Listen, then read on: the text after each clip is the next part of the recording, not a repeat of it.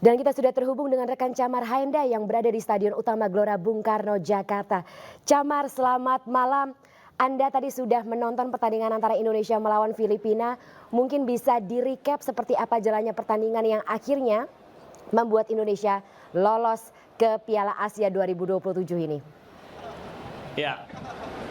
Baik, selamat malam Fani dan juga pemirsa. Tentunya hari ini kita patut berbahagia kalau pekan kemarin kita harus gigit jari karena kalah dari Irak. Namun hari ini 2-0 adalah poin final untuk Indonesia bisa melaju ke babak ketiga untuk Piala Dunia kualifikasi untuk zona Asia 2026. Dan pemantauan kami saat ini sudah mulai masyarakat ataupun juga penonton sudah membubarkan diri di Stadion Gelora Bung Karno. Dan tadi kalau kita lihat di babak pertama dan juga babak kedua, di babak pertama saja Indonesia ini sudah bisa memberikan serangan-serangan, di antaranya seperti yang tadi Fani sebutkan bahwasanya Ton Haye memiliki peran penting dalam lini serang, dan tadi adanya sejumlah peluang-peluang yang tercipta dikarenakan adanya sejumlah pelanggaran yang dilakukan oleh pemain Filipina. Dan untuk mengetahui bagaimana respon warga dan juga penonton yang cukup luar biasa, kita akan berbincang bersama dengan salah satu penonton yang berasal dari Pekanbaru ya Pak ya.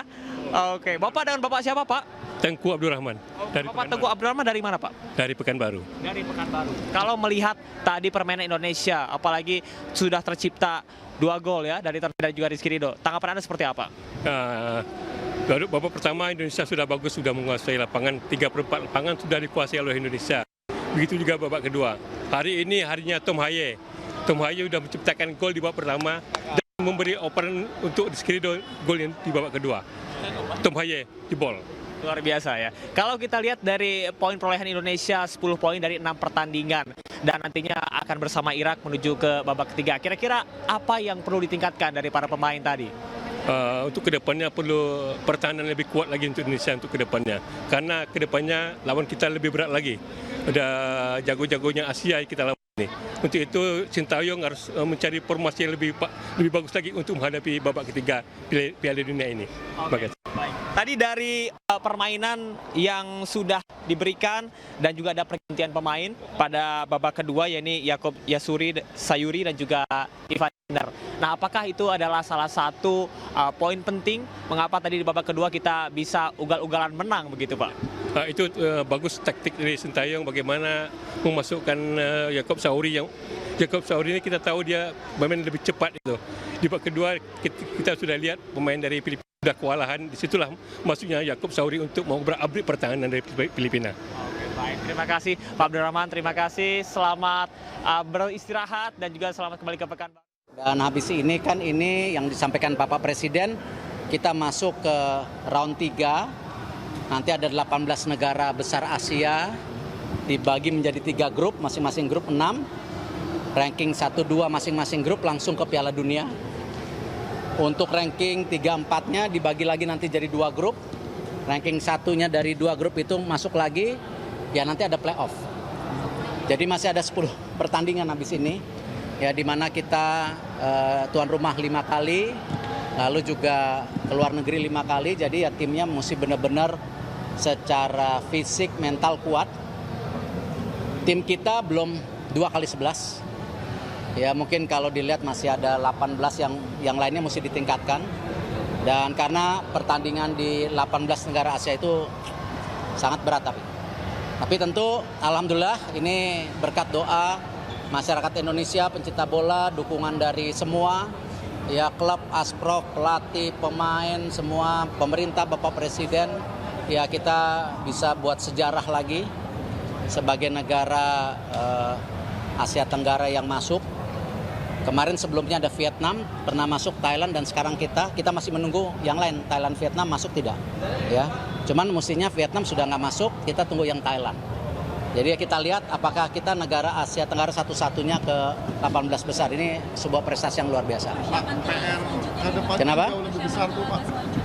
Ya, saya udah minta Liga untuk pada FIFA Matchday itu ada 3-4 hari untuk tim nasional bisa berkumpul.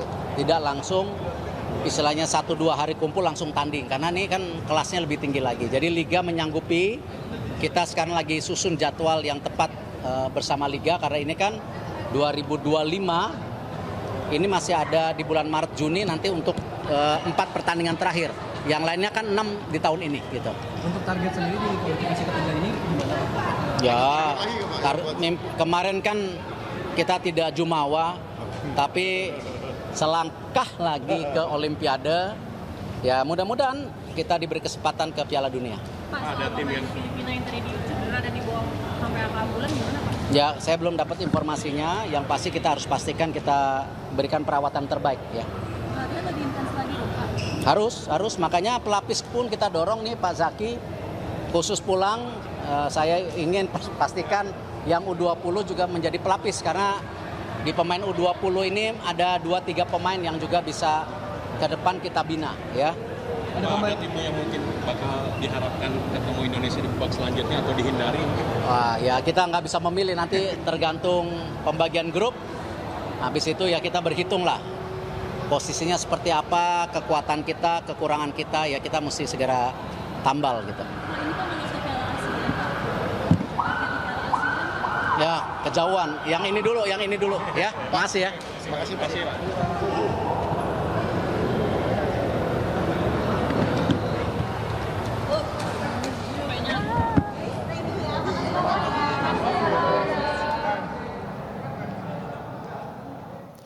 Ya tadi kita sudah dengarkan komentar dari Ketua PSSI Erick Thohir, dan saya akan ajak kembali atau ajak Anda kembali pemirsa ke Stadion Utama Gelora Bung Karno untuk bergabung bersama dengan rekan Camar Haenda yang masih turut serta dalam euforia pasca pertandingan hari ini. Camar, selamat malam. Baik, Camar mungkin tadi kita sudah saat terputus, bisa dilanjutkan lagi Ya, informasi Anda.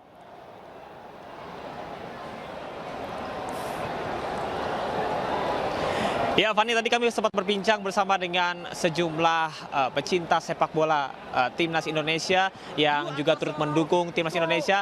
Bisa masih terdengar sayup-sayup bagaimana mereka di Stadion Gelora Bung Karno ini menyanyikan lagu Indonesia Raya, kemudian juga Indonesia Pusaka, dan meneriakan nama-nama dari pemain timnas Indonesia yang tadi mencetak gol. Kalau kita mengulas dari babak pertama dan juga babak kedua, Indonesia ini cukup kuat, dan seperti evaluasi yang disampaikan oleh Ketua Umum PSSI Erick Thohir, bahwasanya Indonesia ini perlu bisa menciptakan sejumlah peluang dan tidak melakukan sejumlah pelanggaran agar Indonesia bisa mencetak gol. Kalau tadi seperti yang Fani sampaikan, ada nama-nama yang menjadi sorotan, diantaranya adalah Jay Itzes dan juga Calvin Verdong, yang mana mereka ini bisa menciptakan peluang-peluang dan juga bisa menangkis serangan-serangan dari Filipina, sehingga Indonesia ini bisa menciptakan gol pada menit ke-28, dan tadi ada sundulan dari Rizky Ridho yang merupakan asis dari Nathan. Dan kalau kita berbicara tentang poin atau di atas kertas, Indonesia ini berada pada urutan ke-134, lebih unggul daripada Filipina, dan bisa dilihat memang antusias mereka begitu luar biasa, karena Indonesia sekali lagi Fani ini secara otomatis akan bisa melaju ke babak ketiga dari Piala Dunia untuk zona Asia, kemudian juga secara langsung ataupun juga mendapatkan 1 poin untuk bisa mengamankan posisi pada Piala Asia 2027. Fani. Dialog atau mengobrol dengan salah satu supporter yang masih terlihat ramai di belakang Anda saat ini. Tadi ada beberapa orang yang menyuarakan euforianya, menyuarakan kesenangannya.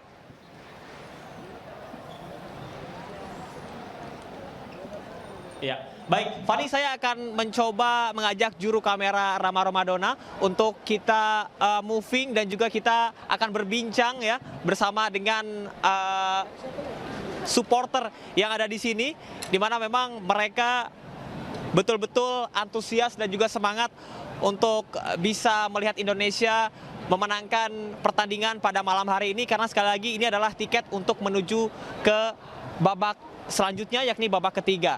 Dan saya akan mencari salah satu penonton yang ada di sini. Ya. Selamat malam, Mbak.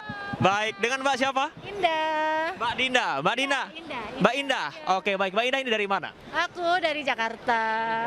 Mbak Indah tadi bagaimana melihat permainan Indonesia yang bisa melibas Filipina, bahkan dari babak pertama sudah memberikan serangan-serangan yang begitu luar biasa. Aduh, keren banget pokoknya ya kan. Pokoknya dia benar-benar balas dendam dari yang Irak kemarin. Baik, tadi pemain favorit yang menjadi highlight atau yang betul-betul menjadi sorotan menurut Mbak Indah siapa? Aku suka Arhan, Marcelino, ya Dave. Sama Asnawi. Ini kan secara otomatis Indonesia akan melaju ke babak ketiga. Apa kira-kira yang perlu dievaluasi dari permainan tadi? Atau menurut Mas selaku pecinta sepak bola Indonesia, apa yang perlu dipertahankan? Oh, yang perlu dipertahankan yang pasti kipernya udah oke ya, udah lebih fokus. Nah, tadi aku senang banget ya kan. Terus juga tendangannya cakep, tapi tadi disayangkan kebanyakan tinggi ya. Bolanya terbang tinggi ke atas. Jadi dievaluasi agak lebih jangan terlalu tinggi lah. Berarti bermain lebih efektif begitu ya. Harapan Indonesia ke depannya karena akan menemani Irak untuk Katanya Irak nggak mau ketemu kita lagi tuh. Ya yang pasti ya semoga kita menang lah ya kan. Challenge harus ya. Positif harus kita bismillah lah kun fayakun.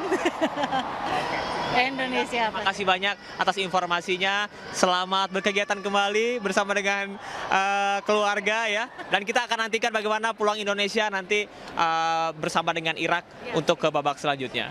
Baik.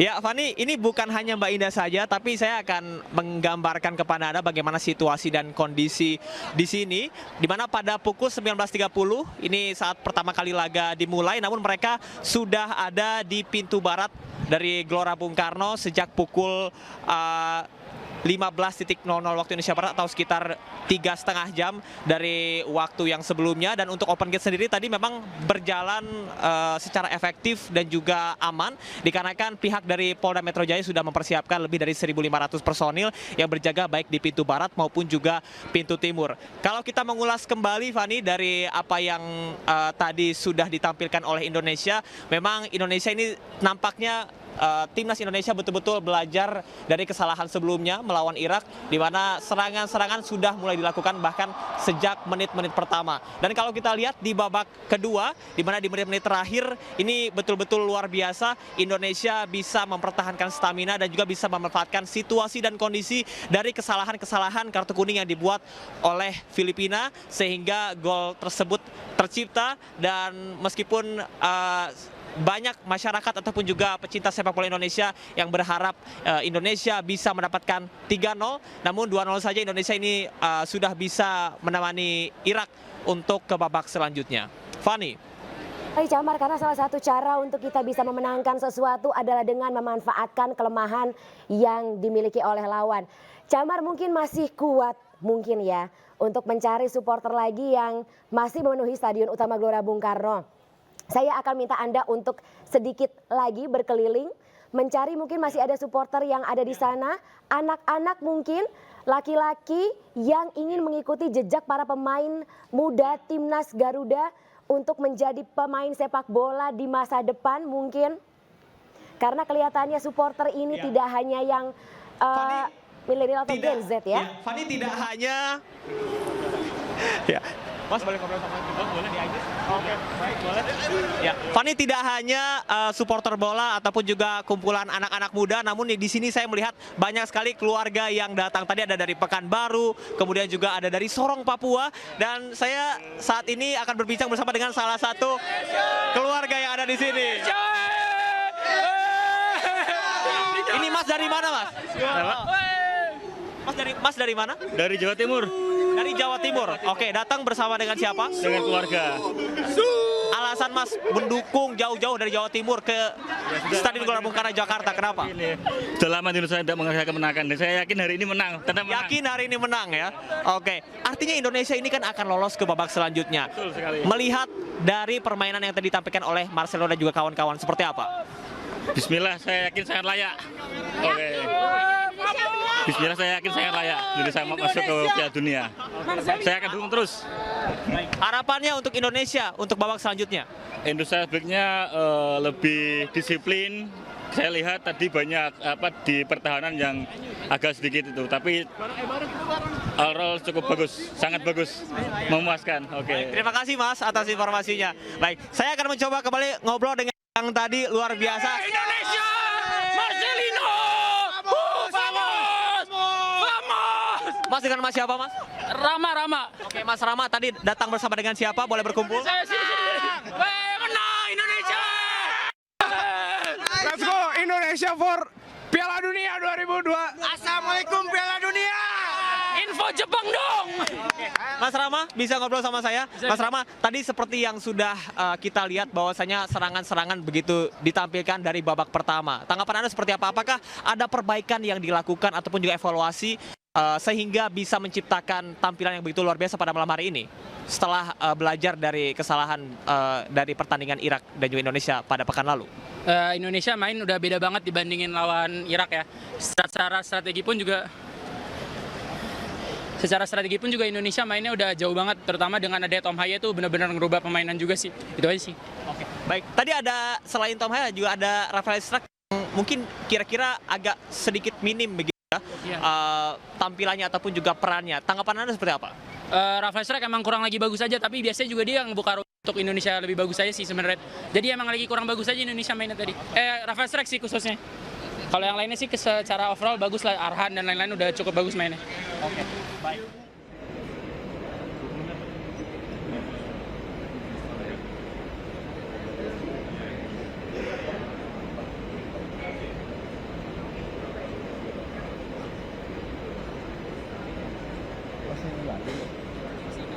Kalau lebih dari 2-0 kayaknya kasihan juga sih Filipina, kasihan aja. Ya cukup 2-0 cukup. Oke, baik. Nanti Indonesia bersama dengan Irak akan ada pada babak ketiga. Apa kira-kira yang perlu dievaluasi? Harus lebih bagus dan secara permainan di-upgrade aja. Katanya ada pemain-pemain yang baru mau datang juga kan, diaspora yang lain. Karena dengan ada diaspora sendiri itu nambah cara main kita jadi lebih bagus aja sih. Jadi nggak usah ada yang beda-bedain naturalisasi sama diaspora lagi ya, tolong.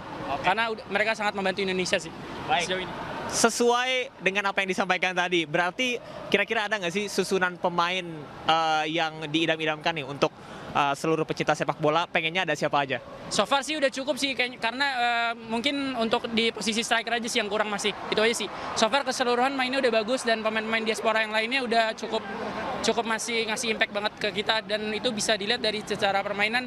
Pemain-pemain lokal kita yang main di liga juga upgrade. Contoh kayak tadi Rizky Ridho tuh juga golnya juga bagus banget sih. Itu aja cukup. Indonesia. Mas ya. Vamos. Oke, baik. Terima kasih Mas atas informasinya.